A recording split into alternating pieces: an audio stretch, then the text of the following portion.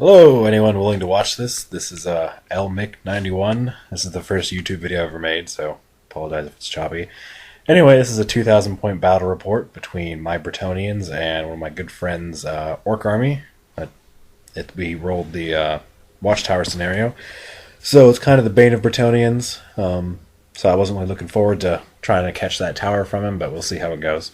I do owe some thanks to both Once Bitten 360 and Mobius Primal on YouTube for the format of these battle reports. They also play Bretonnians, so I guess there's quite a bit of us on YouTube. Go ahead and check out their channels because they have better battle reports and they know what they're doing more than I do. But I figured I'd give it a shot. So anyway, let's get started. So this picture here is the center of my deployment. On the left, I have 35 men-at-arms. Plus a level 2 damsel, Lore of Beasts, with the prayer icon of Cannell, which, for those of you who don't know, gives the ability for the men-at-arms unit to have the blessing of the lady. I thought that 35 men-at-arms would have been okay for this, because my opponent here, he's the one I usually play. He usually doesn't take big hordes and stuff, so I figured, that'd be enough. And I also wasn't counting on rolling the watchtowers, so if I could do it again, I'd take more men-at-arms, but we'll see how it goes. To the right of them is a 12-man Knight of the Realm unit with my Lord and Battle Standard Bearer. The Lord has Virtue of Heroism, which gives him Heroic Killing Blow, the Heartwood Lance, which lets him reroll failed rolls to wound, as well as the rerollable armor save. What is it called? The Dawnstone. So he has a 2-up rollable armor save. The Battle Standard Bearer just has no magic banner, just a BSB, with a Sword of Might, which is +1 strength, and the Grommuel Great Helm, which gives him a 6-up armor save. With rerolls, so he has a 1-up rerollable. Let's see here. To the right of them is a 9-man unit of Grail Knights. They're not painted at all yet, so they're kind of just like a white blob. In the center of them is my level 4 Prophetess with Beasts. She has a Dispel Scroll, and that's about it. Behind them is my Trebuchet. I only took one this game, because I only have one model, and 2 Trebuchets is, kind of cheesy, and I figured I'd put the point somewhere else. Up in the middle, in the watchtower, I have 10 bowmen with flaming attacks. I started off with the watchtower, so I've put them in there. In hindsight, maybe it wasn't the best idea. I might have just been able to leave it blank, but I figured I'd at least make them have to work for it a little bit. And up there, in those little hexagons, are 5 mounted yeomen. We're counting that as a forest, so I vanguarded them up there in the forest, and that's that side of the board. Over here is the left side of my deployment. On the far flank, I have 3 Pegasus Knights. The guy in the middle doesn't have wings. I just like it that way because it makes them easier to rank up. And in the bottom right is 10 more bowmen behind a forest. I just put them there as redirectors and shooting stuff. My opponent's Orc Army, he has on the far left corner there, you can kind of see he has a Rock Lava. And then to the right of that, he has 2 Orc Wolf Chariot or Goblin Wolf Chariots. I'm not sure exactly what they are. It doesn't really matter. 2 of them in a unit. He has 5 Wolf Riders in a squad. In the back there is this big block of Orc Boys. They are all equipped with Hand Weapon Shield. He also has a Black Orc War Boss, a Battle Standard Bearer of some sort, and a level 4 Orc Shaman in there. And so there's his Orc Bus on the left there. Next he has 2 Mangler Squigs, a unit of Night Goblins, which I assume has Fanatics. And to the far right there, you can kind of see that wall. Inside that, we're counting that as a building, and inside of that, he has another unit of Night Goblins. And then in the front middle, this is his first turn charges, actually, so this is a bit after deployment. He charged 5 Wolf Riders into my Mounted Yeoman and lost 1 to a stand and shoot. So on his first turn, I prayed, so he got the first turn. First thing he does is he charges the watchtower with his big block of orcs, like he should. I stand and shot. I think I might have killed 1, but, that doesn't look too hopeful for me. Over here, he just moved his Wolf Riders around to get out of my Pegasus Knight's charge arc, which I thought was pretty smart. He also moved his chariots up to try and block my Pegasus Knights, trying to get to that rock lava, which worked out really well. His charge arc was... I couldn't really get out of it on my next movement phase. And his Wolf Riders are now out of my bowman shot line of sight, which is pretty good for him. Over here, this is his Mangler Squig movement. He moves 1 up into that little section between the watchtower and that forest where my yeomen are to try and block my knights coming through, which is pretty effective. The other Mangler Squig didn't move up too far. This is after combat. It looks like his yeomen his Wolf Riders totally trashed my mounted yeoman. I think I killed one, but yeah, having all those wolf attacks and his spears on the charge doesn't really do much for me in my mounted yeoman. I didn't give him the shields this match because my plan was to send the mounted yeoman up to the fanatics to release them and maybe land on a Mangler Squig, because those things are just doomed to my knights, but it wasn't meant to be, and they were destroyed. Over here on the watchtower, I think this is just another picture of him charging in, and after combat. So, as you can see, his big orc bust totally decimated my bowman. I think I might have killed a couple, but it didn't matter. I was hoping to at least have one guy left and be steadfast, rerollable, and all that jazz, but it didn't happen. So he is now in control of the watchtower with his 50 orcs and their accompanying hero units. So now it goes to my turn, Bretonnian turn 1. So I go ahead and move my Pegasus Knights over to the right to try and block his Wolf Riders from attacking my bowman. The reason I did this is, and not instead of just go for his Rock Lob, is because no matter where I went with the Pegasus Knights, he would have a fairly easy charge with his chariots, and I was kind of afraid of all those impact hits getting me, so I figured that could wait for a turn or two, and then I would just try and block up these Wolf Riders for as long as I could. Over here, this was pretty awesome. So at the start of the game, I knew that I would have a lot of trouble taking that watchtower with my men-at-arms, but my awesome plan was to just keep spamming the Mountain Chimera on my level 2 damsel with Lore of Beasts and just try and break through the watchtower with brute force of the Chimera. So I got it off. It's a Vargeist model, but, you know, we're counting as a Chimera. My awesome girlfriend got that for me for our 2-year anniversary, so I'm pretty happy about that. And also to the right of that, you can see here's my dilemma with these friggin' orcs and goblins. They have these Mangler Squigs and these fanatics that do high strength, armor-piercing attacks. So the only real strategy I can think of is to either shoot them with bowmen or just throw a unit of yeomen into them and just let them die, but kill the Manglers and fanatics in the process. But since he killed my yeoman, I didn't have any bowmen on this side of the board. I figured, I might as well just get it over with, so I went ahead and ran my Knight of the Realm unit into the Mangler Squig, and as you can see, all I have left there, I think the wing's blocking one of them. I have my command models left from the Knight of the Realm, which is the banner guy, the champion, and the musician, and my lord and hero. So, I mean, if anybody else has any advice on how to deal with Mangler Squigs, it would be highly appreciated, because I don't really like wasting 6 Knight of the Realm models on just one model like that. Okay, so I guess this is after combat, actually. So I wasn't able to take the watchtower, but my Mountain Chimera did do some good damage. I had the option of either attacking his Battle Standard Bearer or his General, because he had them both in his 10-man party that he could select. Looking back, I probably should have killed the Battle Standard Bearer, but I figured the General, he was more deadly, and his Leadership 9 is pretty important for everything else on the board. So I thought, hey, if I can't win by the watchtower, at least I can get a moral victory for myself, winning by points. So I went ahead and thrashed his General, killed him pretty easily with the Mountain Chimera. The men-at-arms just didn't really do a whole lot to everything else, but we lost combat, so we went back an inch, and now it goes to his turn too. So the first thing he does is, since he doesn't want to charge my Pegasus Knights, obviously, he goes ahead and whips his Wolf Riders around to the back of my archers on the left, which I'm okay with. If he wants to waste time on archers, go for it. So there's not a whole lot of other movement besides those Wolf Riders on his turn, because his orc unit's already inside the tower. And the goblin unit's just hanging out in the other building, so not much for him to do. Goes to his magic phase, he dispels the Mountain Chimera, so my damsel's back to her pretty little self on 1 wound. Just plain old human again. Which isn't, I'm not too worried about, because this is his turn, so we wouldn't be fighting combat anyway. The only thing is that now on my turn I have to risk a miscast again and to go back to the Mountain Chimera. Then in his shooting phase, he has 2 bolt throwers that I might have forgot to mention were there earlier, and they put a little bit of a hurting on the Knight of the Realm units. He goes ahead and shoots at them, and he kills the Standard Bearer, the regular one, and puts a wound on the BSB and the General as well. So it's times like this you wish you had Lore Life.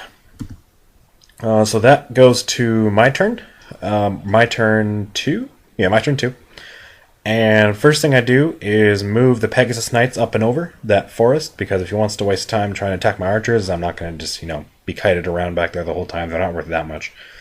And I also go ahead and move my archers up into the forest. I couldn't do a swift reform with them, otherwise I would have, because they didn't have a musician, so I couldn't just turn around and try and shoot him, or turn around just so he gets a front charge next turn. But I figure it's my best option here because it'll make him charge into the woods with his Wolf Riders, dangerous terrain test, and all that. Over here, now here was my plan to deal with that last remaining Mangler Squig. Since I ran into the other one beforehand, I thought that I could use the Amber Spear, which is the Lore of Beasts magic missile spell, on that Mangler Squig there in the middle, try and kill that with the beefed up strength 10 d6 wounds version of it. It's because I know next turn you're just going to aim that one of my Knights of the Realm and they're just going to take a hurting. So, what happened is I got the spell off, he let it go, he didn't really care. I got a 2 to wound, barely, so I barely wounded it, and then on the d6 wounds I rolled a 2. So Mangler Squig has 3 wounds, so that means he's sitting on 1 wound left, but 1 wound is all he needs. And this is an overview of the board after combat. I went ahead and charged back into that building with the Men-at-Arms. Even with the Damsel not Mountain Chimera up, I figured it was still worth a shot with the regular Men-at-Arms since they have the Blessing. But, just kill a couple orcs. So now it goes to, or no, this is my movement up there. So, start of Orc and Goblin turn 3. Not a lot of movement going on because everything that can move is, in a tower or doing something else. So he goes ahead and uses Hand of Gork on his chariots to move them behind my Pegasus Knights. I'm not too concerned about it, but it does set him up for a nice charge on his next turn. Yeah, so I don't have a lot of pictures for this turn. Pretty much nothing significant really happens. Yeah, we keep on fighting. It must have been on my last turn. I went ahead and charged my general into the tower, thinking that his heroic killing blows might be able to get me the BSB, or maybe even the wizard. Unfortunately, he actually didn't make those part of his fighting party. I'm not too read up on the rules for buildings. I never really play Watchtower, so I'm pretty sure that's legal, is that he can choose who he wants to fight, and if he doesn't want his BSB or a general to fight, or his wizard, they don't have to. My Men-at-Arms took quite a beating that time going into the tower. As you can see, they're only down to 11 models there, including the Damsel. I went ahead and backed up my Knight of the Realm unit, or what remains of it, which as you can see is my champion and my BSB with 1 wound left. I went ahead and put them behind the forest because I know in that little Night Goblin unit up top there, he has a couple fanatics. So I'm hoping that they'll just have to go through the forest. But my lord is a little exposed. I also was keeping my Grail Knights back because I don't really know what good they're going to do for me right now. I mean, they can't go into the building, or they can, but they're not very effective at it. I don't want to charge the Night Goblins because they have fanatics. So I just went ahead and kept them behind the forest, so if the fanatics do pop out, they at least die from the terrain. So this is after combat this time. This is his turn. So this is still that same turn. I was just explaining what happened on my turn before. He went ahead and moved his Night Goblins up after he charged my Men-at-Arms with the Chariot to release his fanatics. Luckily for me, though, none of them rolled higher than 8. There was one right next to the Lord that rolled a 9, or that rolled a 7. Thankfully, none of them actually hit my Lord, which is great because that would have really sucked. The Chariots got a corner on my Men-at-Arms, which is good for me, I think, because it reduces the number of impact hits he'll have. I only get to attack back once, but their Men-at-Arms are not gonna. They can only do so much damage. So this is after combat. Man, did I make my ward saves. I mean, if there was ever an argument for the Blessing of the Lady on Men-at-Arms, this was the game. He got his D6, whatever it was, impact hits, did about 4 or 5 wounds. I only lost 2 guys. I was rolling some serious 6s for those ward saves, so I was pretty happy with that. Because I have the front rank, I'm still steadfast. My general and BSB are still nearby, so I got the reroll on a 9, and they stuck. So after combat, we went ahead and maximized. I'm not really sure how the proper way to do that. We used to play before, we would slide over, but we figured out that wasn't the right way of doing it. So I just kind of went ahead and turned like that to maximize the number of guys in base contact. We figured it was fair, but if you guys know anything better, go ahead and let me know in the comments. So, my turn now. because all these fanatics and all this crap is running around here, I decide to move my general and what remains of my Knight of the Realm unit into the forest over here. I also went ahead and just marched them up because I didn't want to have to risk a trip test on my BSB because it only has 1 wound left. So now the fanatics, they'll just be flailing about, running into forests and dying. I also went ahead and charged my Grail Knight unit because he moved up his Night Goblins. It gave me a really nice exposed flank into the Goblins, which, as you can see in this picture here. So I was really happy for this. I mean, Grail Knights with the Lance formation are a force to be reckoned with. You know, you get all the attacks for the guys in the front in the front rank. All the guys in the flanks get their full complement of 2 strength 6 attacks. So I figured I could wipe that unit up pretty easily. But as you can see from the picture, that wasn't really the case. It was actually rather embarrassing for the Grail Knights. I mean, if Warhammer were a real world, I'm kind of hoping that they're ashamed of themselves, because they whiffed all of their attacks, and as you can see in the picture, I only killed about 6 Night Goblins, even with the horse attacks. They were steadfast, they passed their leadership test of 5, which was amazing, and they went ahead and reformed to face me in the front. So now, not only do I lose my Lance formation bonus, but I lose my Lance charging bonus, and things, I was really hoping to overrun there because he has the Night Goblin unit in the building up top. And I know that because of this now, my Grail Knight's going to be stuck there. He's going to walk right out of the building and unleash his fanatics on me. Over here, though, in the Chariot Men-at-Arms combat, things are still looking good. We went ahead and fought through the combat a bit more, and man, again, those ward saves, like, they're amazing. I mean, I rolled so many 6s. I hadn't played this guy in a while, and he was getting a little frustrated because it just reminded him about the reasons he hates playing against Bretonnians, because of all our friggin' ward saves. But, you know, that's just how the dice work. I mean, he still has the tower, so, you know, not too much to complain about.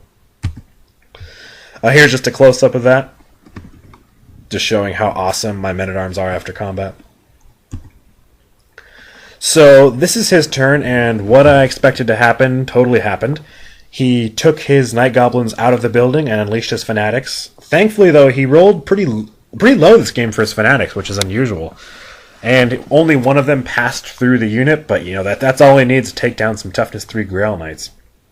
So he rolled a good number of wounds on me. I think he got 4 wounds total, which, you know, Strength 6 armor piercing, that means I have a 6-up armor, I think. Yeah, Strength 6, that's -3, so 2 up 3. Yeah, a 6-up armor save plus my 5-up ward save, so, you know, the chances of me saving 4 wounds are pretty slim. But, man, the lady was with me this game. I think it's because the 2 units that had damsels in them were passing all their ward saves. My Grail Knights, there's the dice rolls right there. 2 5s, 2 6s for the ward saves. So all of those were saved, thanks to the blessing of the lady. And because of that, the Goblins actually lost combat. They were no longer steadfast, so I decided to let them go. I didn't want to run them down because... Or, no, excuse me, I did run them down. I'm sorry. I thought about not running them down because they were below. Or because they were only leadership 5. They ran away past the BSB and their general. So I went ahead and ran them down. Started my next turn here. Again, sorry about the skipping some phases, but there wasn't a whole lot going on. I went ahead and charged the Grail Knights, which just overran the Goblins into the bolt throwers in the back. You know, might as well get some points where you can. Not that it matters for this scenario, but, you know, they gotta at least make up something. Now, over here down at the tower, I was so proud of my men-at-arms. They broke the chariots. You know, all it takes is just to get those. They're strength 4, so all you need is a couple 5s to wound the chariots. They broke them from combat. They ran away. I went ahead and reformed to face the Wolf Riders. Now, this was turn 5, and we rolled the dice at the end of turn 5, and the game ended. So here's a look over the board. I'm sorry, that was the end of my turn, so this is the start of his turn. He rallied his chariot. This is right when we realized, hey, it was turn 5, maybe we should roll the dice to find out if the game's over. And it was. So you can see on the left, the chariots did rally, you know, not too concerned about it. He moved his Wolf Riders around my men-at-arms. Up top, there's that big block of orcs, but they're not actually there. They're the ones in the tower. My Pegasus Knights, sorry, there's no pictures of them before this, but they were able to clear out the rest of that rock lobber over there, and they were slowly, or quickly, as relatively speaking, making their way across the battlefield. Grail Knights destroyed the first of the bolt throwers and reformed to face the second one. My champion is in the forest along with my lord. The BSB actually died from one of the bolt thrower shots, so he was able to get some points there. I went ahead and put the champion in front of the lord to give him some cover in case there was another turn. And other than that, his goblins are just kind of hanging out. The fanatics and mangler squiggers the mangler squiggers are both dead. The fanatics are just kind of running about, and he controls the watchtower. So just for funsies, we went ahead and added up the points of just to see who would have won points-wise. He only actually, he actually didn't kill a whole lot of my units. He killed the yeoman, he killed the trebuchet, two units of bowmen, my battle standard bearer. But other than that, I still had my champion from the Knights of the Realm alive, so that's full points for that unit. My lord was still alive, my Grail Knights, which is where most of my points were still alive. The men-at-arms, even though there was only 4 left, they still count for full points. Both my wizards were still alive. My Pegasus Knights were all alive. And I had killed his general. Some other goblin units, a lot of his fanatics, some other things. So actually, when it came to it, I killed about 750 points of his. He killed about 300 of mine. So I took some solace in that it was, points-wise, it was a victory, but he, of course, had the watchtower. But, I expected that. I wasn't really thinking that I was going to win Watchtower with Bretonnia against 50 orcs. But anyway, it was a great game. If I was to do it again, things I might have done differently. I wouldn't have ran my Knight of the Realm unit into the Mangler Squig. That was probably pretty stupid because that killed the entire most of the unit anyway, which could have been used a lot more effectively. I probably should have just waited and tried shooting some more Amber Spears at it, but I was afraid that on his next turn he would be able to charge me with it and do a whole bunch of damage to my knights. So again, if you guys have any better suggestions of how to take care of Mangler Squigs, please let me know because I get sick of them.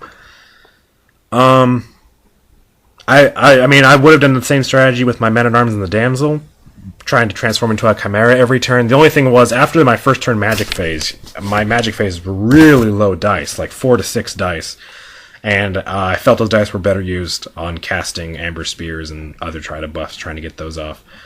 So I wasn't able to get the Chimera as often as I would have liked.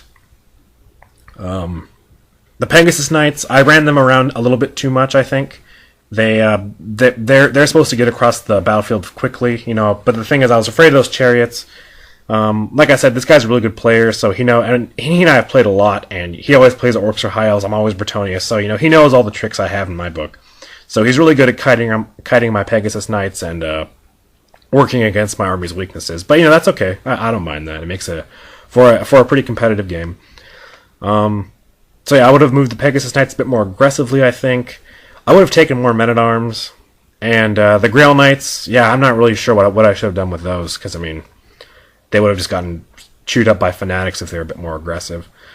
So anyway, hope you guys enjoyed it. Once again, all thanks go to OneSpit360 and Mobius Primal for the inspiration on these videos. I never would have done this if it weren't for them. So for all you other Bretonnian players, keep on keeping on. Our book's, coming one of these days. It has to. So, yeah, anyway, hope you enjoyed it.